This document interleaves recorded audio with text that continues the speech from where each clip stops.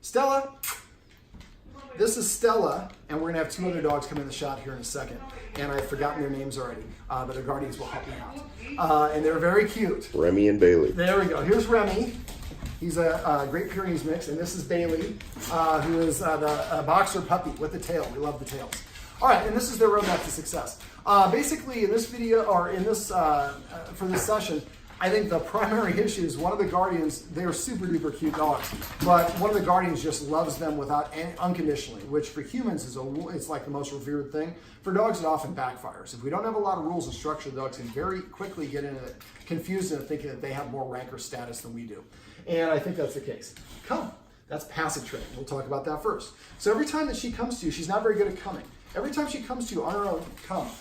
Just pet the dog and say the word come. After a while, the dogs come.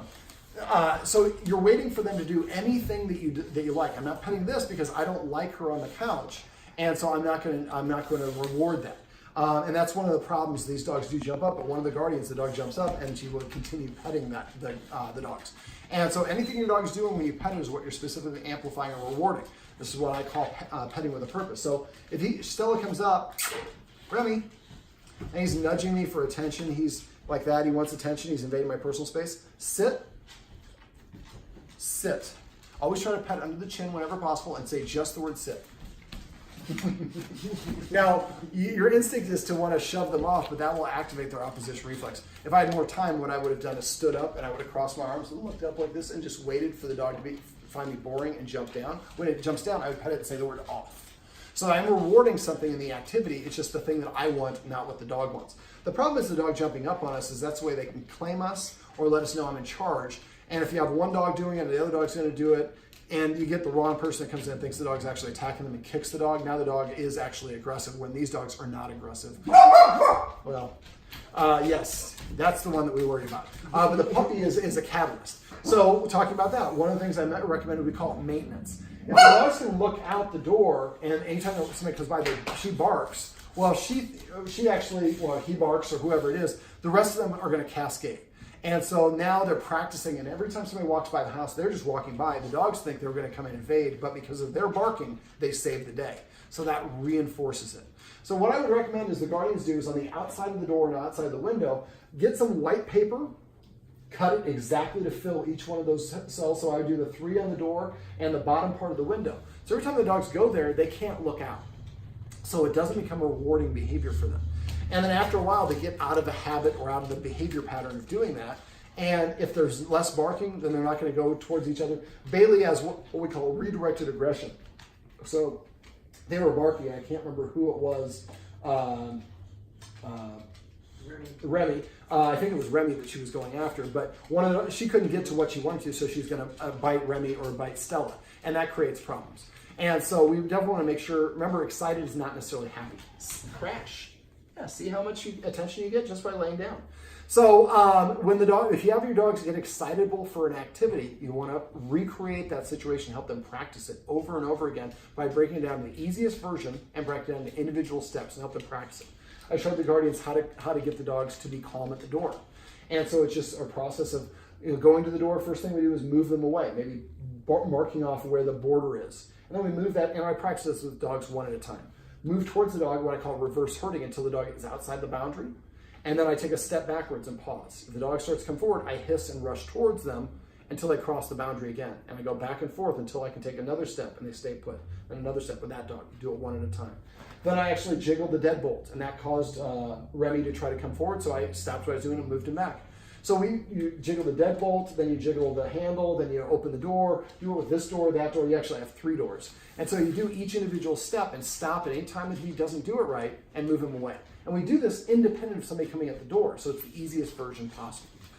Now, we also went over how you can use counter or classical conditioning to cause your dog to move away from the door.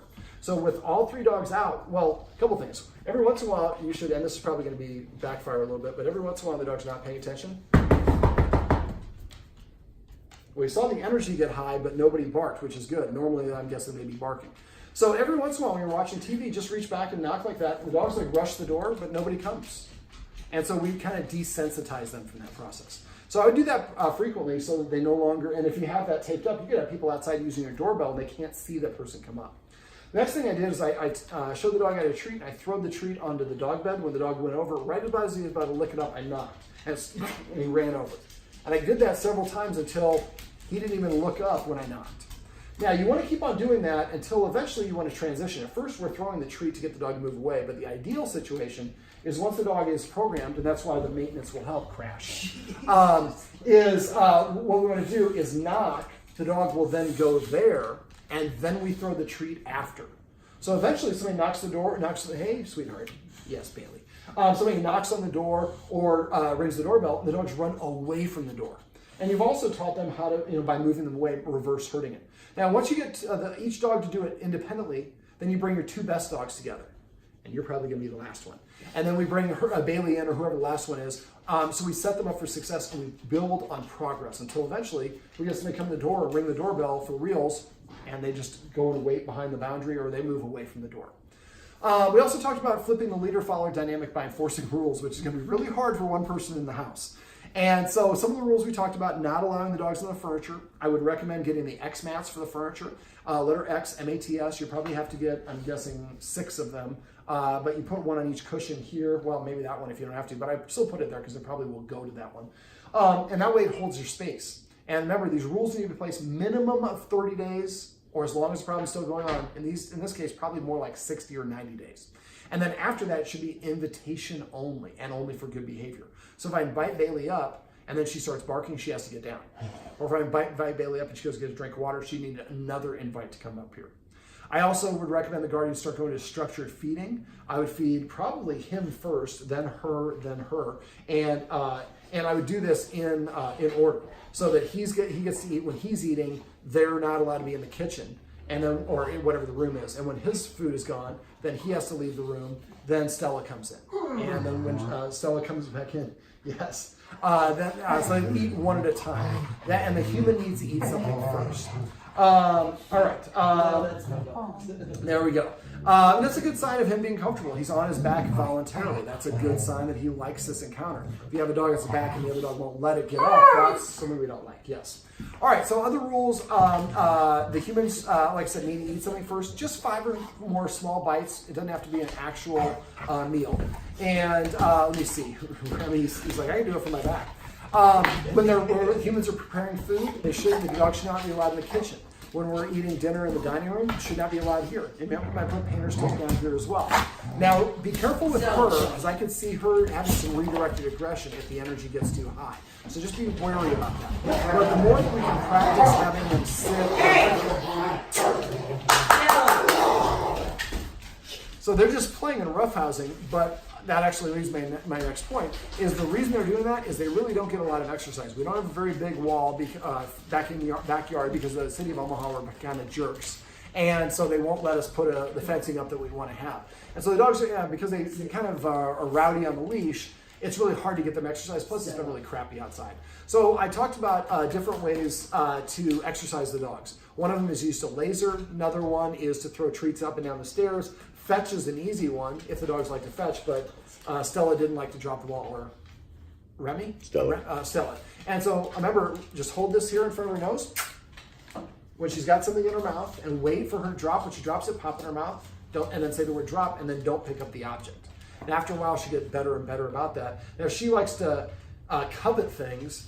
That's why the guardians can't have a lot of certain toys around, because it creates fights. She wants to steal them all. So if we teach her to drop things more frequently, it's easier. She's less practiced at actually possessing things, for lack of better words. All right. Also went over, like I said, I think the 2 things that are going to be most important are petting with the purpose of passive training for one particular guardian, because that's really going to help it flip the leader-follower dynamic. But don't be afraid to use a lot of passive training, like I said. Here. So she came anyways, and I'm giving her attention. Now, somebody else is telling me to get attention. Now, what I usually do would hook this dog off to the side and keep her off to the side, and then continue petting the first dog. And then if she cooperated, then when I got done, then I would give her my full attention. But if you pet both dogs, then you're letting her steal from her, or vice versa. Also, climbing up on top of this, nothing wrong with that if we invite it. Right now, the dogs are doing the inviting themselves, which we're not a big fan of. Okay, what else? I think that's pretty much it. I showed you the leadership exercise here, dropping the treat and practicing that. That's something I would have you guys practice right after I leave. You'll see this video about a week later. But practice right after I leave a couple times so you can coach each other up. And that's something I would do with each individual dog. It just helps them practice respecting you as authority figures. Just because there's a treat on the floor doesn't mean I get it. I have to wait for permission to get it. And helping them practice a little bit of self-restraint is going to be really helpful. All right, well, this is Bailey, and that is, there's Stella. And why have I lost Remy already. And this is the roadmap to success. Remember, everything you do trains your dog. Only sometimes you mean it.